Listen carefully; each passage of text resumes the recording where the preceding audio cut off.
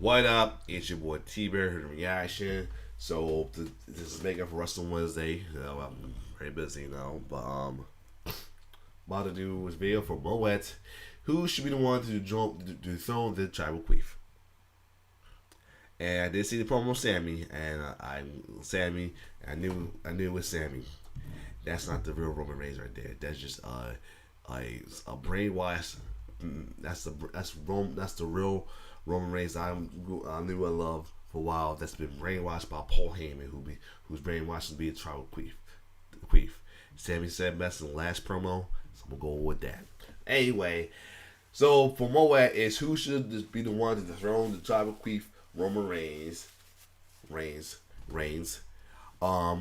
While the real Roman Reigns is this sad brainwashed menace known as the tribal queef. Anyway, we're moving on, and I hope he gets dethroned very soon. But I got a feeling we're not gonna get it to WrestleMania 40. Boo! Around we can get dethroned in SummerSlam, but they're just on this Dick Ryan train. This Dick Ryan train on the tribal queef, as well as this trying to make and all about stats and histories right now. So whatever.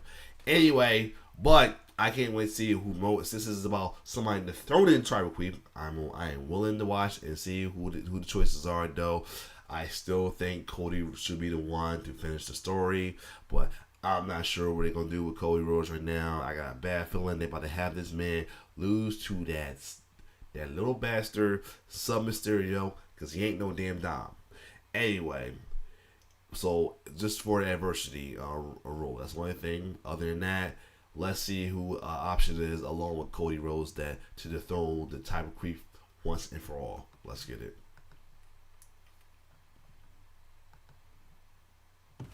With Roman Reigns going on a nearly 3-year run, the question has been asked many times over the last couple of years, who is going to be the one to finally take down Roman Reigns? Or more importantly, who should be the one to take down Roman Reigns? In this video, we're going to break down us from this misery. Few potential candidates and ultimately come up with the answer of who we think will finally take down Roman Reigns for his WWE Undisputed Universal Championship. So first, let's talk about a few of the contenders who Roman Reigns will likely face in the coming months that we haven't yet seen. Those include Bobby Lashley, Bray Wyatt, potentially a returning Randy Orton. All of these men have yet to... Lashley needs a run against the queef, man. If he don't win, he needs to get a run with them. And we already know that one of the Usos will get either Usos will get some matchup against him soon though, but definitely Lashley's. Well, Bray, I would love to see. You know what I mean? Because he didn't pin Bray. Because he didn't really pin Bray. I don't know who he pinned. He pinned Bray or Brock or Braun. Who knows? I like to see Randy get it as well too. One more shot if he does retire. Face Roman Reigns for the Undisputed Universal Championship. So I think they would be really good candidates to make as believable candidates to take down Roman Reigns. If you look at Bobby Lashley, that matchup with Roman has yet to happen for the Undisputed Championship, and that will likely be a lot of fun. Their matchup they had here, when both of them were faces, but when both were faces, I was fucking with Roman and Lashley at the time. This was a good match right here. Fun to watch. The match will be of high quality. That's not going to be the problem. The problem is that we all know at the end of the day, when you put Bobby against Roman, as fun as that's going to be, very unlikely that he ends up winning. When you look at a potential Bray Wyatt return, I think that Bray Wyatt is still recovering from this physical or mental issue. I don't know if he's the one, even when he comes back, to be the one to take the belt off of Roman. Why? Well, as poetic as it would be, that Roman Reigns is the one that took the Universal Championship off of Bray Wyatt in the summer of 2020. So they do some bullshit. You have a backstory. The story would be a lot of fun, but ultimately, would they deliver a really good match? Probably not. Bray Wyatt has had one 4-minute match since he returned to WWE about a year ago, and the quality of the match may be in question. And ultimately, can Bray Wyatt be relied upon? And does Bray Wyatt even need it? I think the answer to all those questions are a bit concerning. So Bray Wyatt probably will face Roman at some point, but is not likely the candidate to beat Roman Reigns. Randy Orton, however, does have fewer of those concerns if and when he returns. He's a much higher quality in-ring performer. You know he can always put on very good to excellent matches. And there is a story going back a year ago when the Bloodline took out Randy Orton and injured him, which is why Randy Orton has been on the sidelines since that time. So while Randy Orton would also be a lot of fun, and the matchup from a name value perspective would get a lot of attention, ultimately, Randy Orton is an aging superstar. He's not somebody that you want to have defeat Roman Reigns' streak, because it's not going to do much for Randy's career. It'd get a nice pop from the crowd, but at the end of the day, it's not how you want to use the value that's been built up around Roman Reigns to give it to Randy Orton, who doesn't need it. Now, when you look at other potential candidates, some more realistic ones, Cody Rhodes, of course. How can we not talk? Yes. He should have been, to be honest, he should have been on 39, but no, they wanted this thousand day bullshit. About Cody Rhodes, who continues to get distracted by Brock Lesnar. Eventually, I think he'll find his way back to Roman. The question now he's distracted by some mysterious, for whatever the fuck reason, is how does he do that since they're on opposing brands? Well, beyond the fact that WWE has very rarely respected their own rules of the actual brand split, there are a couple of ways in which Cody Rhodes still could find his way back to Roman Reigns. The first is Royal Rumble. If we get a Cody win again at the Rumble, he could challenge Roman Reigns. But fortunately, we gotta wait till over 40. But if that much, then it's whatever. It's for his championship if Roman is still champion at that point. Of course, you could have him just show up at SmackDown, which has happened already with crossover stars going to the opposing brand. You could have that happen, and Cody just attacks Roman, attacks Solo, and we're off to the races again. Yes. That is a definite possibility, and he could finally finish the story with Roman Reigns.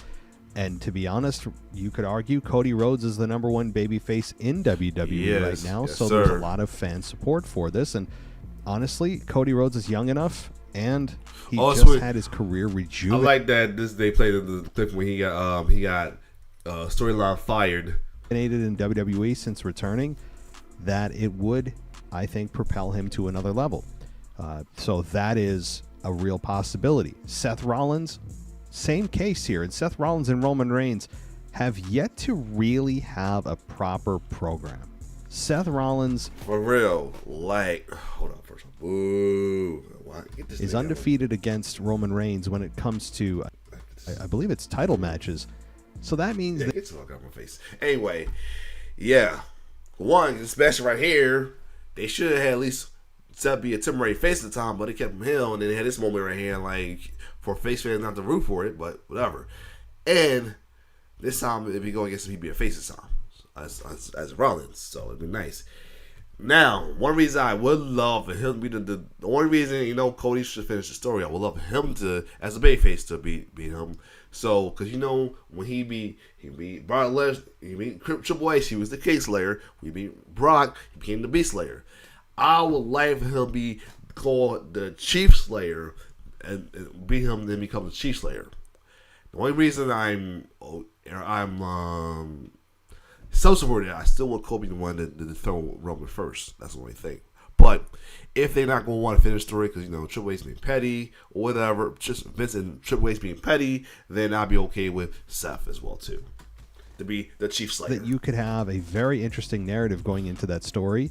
They never again had a nice. That's right. That's right. The match in the DQ. It's been here and there, and they haven't crossed paths since the Royal Rumble in 2022. So nearly a year and a half ago, in which Roman Reigns and Seth Rollins have crossed paths, and it has yet to happen, and it's destined to happen. So Seth Rollins is also believable and credible, just as Cody Rhodes is.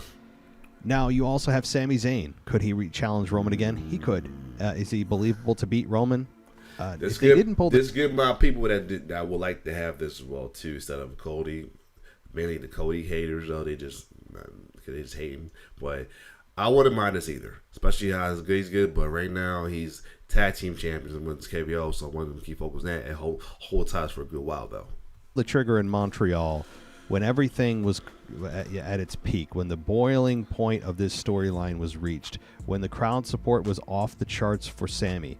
In a perfect scenario, if they didn't pull the trigger then, they're not going to pull the trigger now. It'd be very unlikely. You have other candidates as well, kind of the dark horses of Braun Breaker coming up from NXT. We've heard that a number of times. Well, that Braun's right now is a heel, so it was so with that. Times really over the past couple of years that they're grooming him to beat Roman Reigns. That is a possibility, of course. You have the Money in the Bank winner, whoever that may be for the men. That person could cash in on Roman Reigns as well. So I'm still speaking to this. For the love of God, please turn this man babyface. Please turn this man babyface, please. For the love of God. The crowd wants to root for him. Let the crowd root for him instead of him, and while him having to shut the crowd up and turn this man babyface. For the love of God, please. There are a lot of candidates, but let's look inside the bloodline for the most likely candidate or candidates to beat Roman, and really ultimately who should. That be Ain't Nobody's Bitch, Jimmy, and Main Event Jay. Because I think those are two different questions. The two different questions of who will and who should aren't always the same. In a perfect world, they would be. However, when we look at the person who should be Roman, I think I'm loving it. Showing the moments here, yes. On the trial, we can't get it handled. Enough's enough. Now I can't wait with Solo to get some assists and then the little spike to the tribal queen throw. Ooh, I can't wait. It's Jey Uso. I think Jey Uso has been the best actor in the entire Bloodline story from start to finish. He has crowd support, I think, more than his brother does. I know that especially now that he's on the Twitter, he's teeter-tottering on Twitter slowly to the face, along with Jimmy. Ooh! Don't know which side Jimmy is going to fall on, but ultimately I think it's going to be with his brother. And I think Jey Uso could be the one to beat Roman Reigns for that championship. And that, I think, would be, right now, as it stands in June of 2023, who should be the one to take down Roman. It's inside I kind of wish they just have him drop the belt at SummerSlam. Or at least, well, it's only one belt now, but still. Bloodline. You could have Jimmy, but right now I think Jay is the one to do this. Now, one more person I want to talk about, and no, it's not Solo Sikoa. I don't think Solo's going to beat Roman. I can't wait for Solo to hit him with Spike. Still, I really don't believe that. What about The Rock? That's the last person I'll add here. The Rock. Look, at this point, I don't give a fuck who it is, as long as it's the babyface and then do it. I don't give a fuck. Even because I don't give a fuck at this point. If it's a babyface, I don't give a fuck if it's a part-time babyface like The Rock. Do it, please. Sure. If he comes back for WrestleMania 40, which apparently he's scheduled to do, you could have him face Roman Reigns, and he could face Roman for the championship. But why would you give a championship to a guy that's going away the next day? It is not going to happen. So as fun as The Rock and Roman... I will say this. If you have to have Rock versus Roman at WrestleMania, have Tribal Queen drop the belt before then, at least. Don't do it for the belt. Do not have this man hold the belt by WrestleMania 40 if you want to have Rock in it, because chances are they ain't going to do that.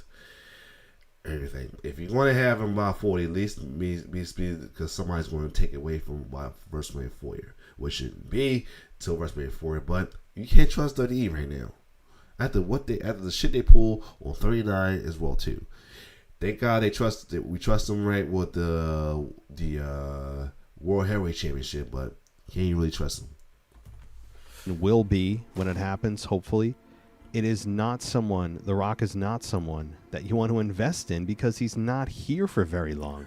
He's here for a big payday and a great reaction and a lot of fun for a story, but that's not the focus. And honestly, if you add the title to The Rock versus Roman Reigns, I think it takes away from the match because you are kind of you're gonna see who's gonna win this, because the fans are smart enough to know if the title's involved, it's nearly a foregone conclusion that Roman wins. If you don't have the title involved and Roman has already dropped the belt, then there's more of a question of who could win that match, which I think is more important. So those are my candidates, guys. I hope you enjoyed this video, and we'll catch you in the next one.